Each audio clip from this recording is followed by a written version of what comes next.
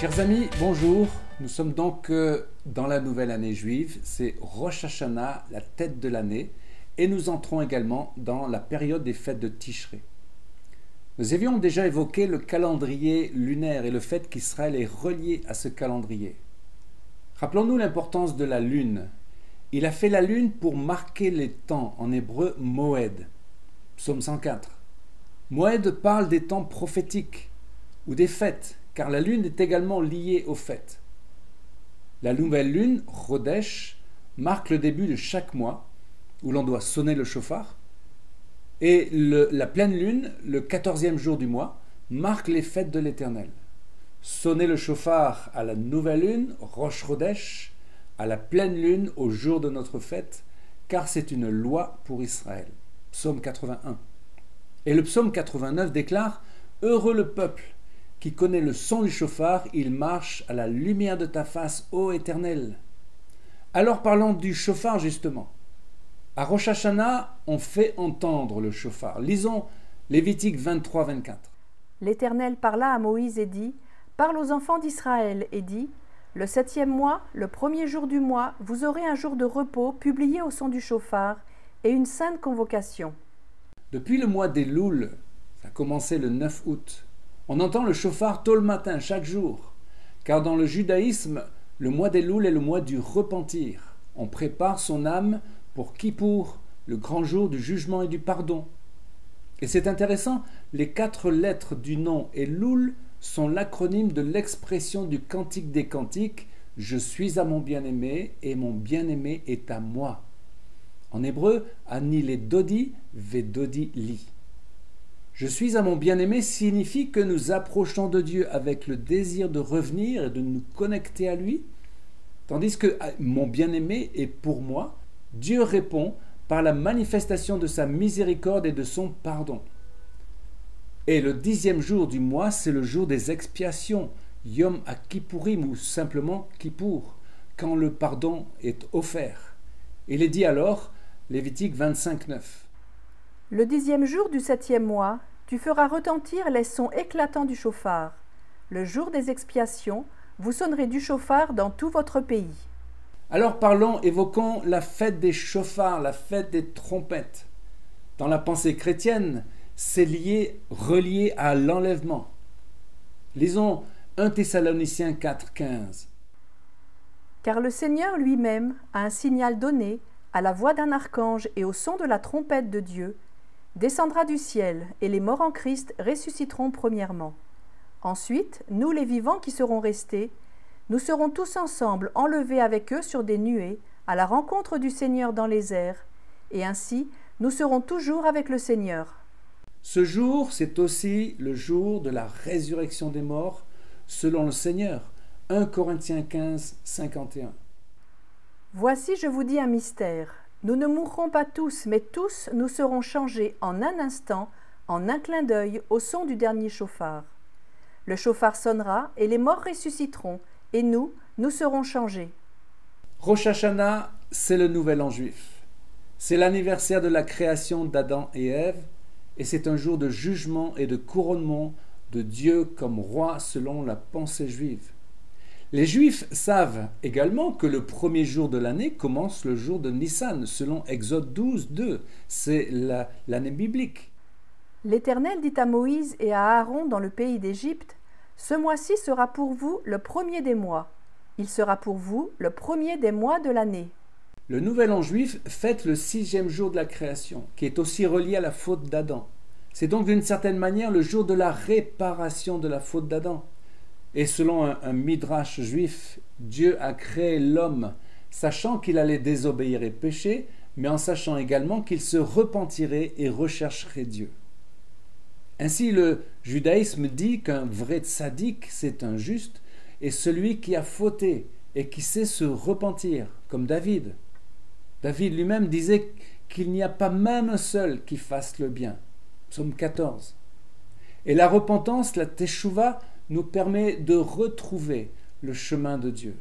Le psaume 32 est étonnant. Celui qui se confie en l'Éternel est environné de sa grâce. La Genèse parle du soir qui précède le jour. Le principe est que la lumière naît de l'obscurité. Selon le premier verset de la Bible, au sein des ténèbres et du tohu-bohu, la lumière a jailli. Ainsi, après la faute en Éden, synonyme de ténèbres, vient la repentance et la réconciliation avec Dieu. C'est un principe biblique. Quand le diable a cru obtenir la mort du Seigneur en le clouant à la croix, c'est alors que la lumière a jailli. Jésus est sorti du tombeau 3 jours après par le miracle de la résurrection et la mort a été vaincue. Amen. Également concernant Israël, même principe. 3 ans après Auschwitz et la presque annihilation de la communauté juive d'Europe, c'est la création de l'État hébreu le 14 mai 48. Alors il y a un autre principe juif, le tikkun olam. Le juif prend en mot les termes de la Genèse, travailler, adorer, la havod en hébreu, garder, observer, l'ishmor. Tikkun olam est en quelque sorte la réparation du monde et cela signifie que le Créateur nous a laissé à nous les humains de la place pour perfectionner ou améliorer le monde. De quelle amélioration notre monde a-t-il besoin, disent-ils? Eh bien, contrairement à un Rembrandt ou un Chagall, notre monde manque de la signature de l'artiste. Chaque acte de tikkun olam est un affinement des voies de notre monde. Après chaque tikkun, nous créons du sens à partir de la confusion, de l'harmonie à partir du bruit, révélant le rôle unique que chaque création joue dans une symphonie universelle qui chante son Créateur. Magnifique parole. Il y a un autre aspect de la pensée juive, celle de rendre visible un Dieu qui est caché. Ésaïe 45, 14 dit « Il n'y a point d'autre Dieu. Vraiment, tu es un Dieu qui te cache, Dieu d'Israël, sauveur. » Et le juif dit ceci « Ce monde n'est pas un endroit sombre et laid d'où s'échapper, c'est un monde bon, si bon qu'aussi gâché soit-il, cela vaut toujours la peine d'investir tout ce que nous avons pour le réparer. Nous croyons au Créateur, donc nous croyons en sa création. Comme le dit le livre de la Genèse, Dieu vit tout ce qu'il avait fait, et voici, c'était très bon. » Alors, partir ou rester, c'est une grande question. L'espérance de nombreux chrétiens est dans la théologie de l'enlèvement, ce qui pourrait ressembler au final à une fuite vers le ciel. Mais lisons Ésaïe 45, 17. C'est par l'Éternel qu'Israël obtient le salut, un salut éternel. Vous ne serez ni honteux ni confus jusque dans l'éternité. Car ainsi parle l'Éternel, le Créateur des cieux, le seul Dieu qui a formé la terre, qui l'a faite et qui l'a affermie, qui l'a créée pour qu'elle ne fût pas déserte, qui l'a formée pour qu'elle fût habitée. Je suis l'Éternel et il n'y en a point d'autre. Cette parole de Dieu nous montre l'importance de bénir ce temps que nous vivons sur terre et d'y être de vrais acteurs. Nous avons un merveilleux collaborateur, n'oublions pas, en la personne du Saint-Esprit. Et Jésus nous a enseigné à œuvrer jusqu'à la fin pour des œuvres de grâce, avec au cœur cette espérance du royaume qui vient sur terre.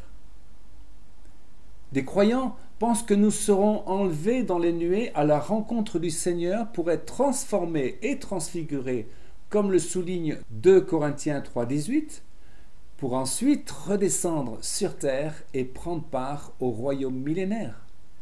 Je cite là l'enseignement d'un chrétien docteur, Jacques Doucan. Pour les Juifs, le Messie n'est pas encore venu, ils l'attendent. Les chrétiens ont besoin des Juifs pour se souvenir que le salut, la délivrance, n'a pas encore eu lieu, que le salut en dehors du monde n'est pas le salut, et que le royaume de Dieu est une réalité historique et matérielle, pas seulement une expérience existentielle et subjective. Réalisons que selon les prophètes, il y aura un temple à Jérusalem, une maison pour toutes les nations, et que tout homme viendra là pour adorer le roi des rois. Chers amis, agissons et prions dans ce monde comme si ce royaume était loin, et prions et espérons dans ce monde comme si le royaume était demain. Chers amis, à une prochaine fois pour une nouvelle vidéo en direct de Jérusalem.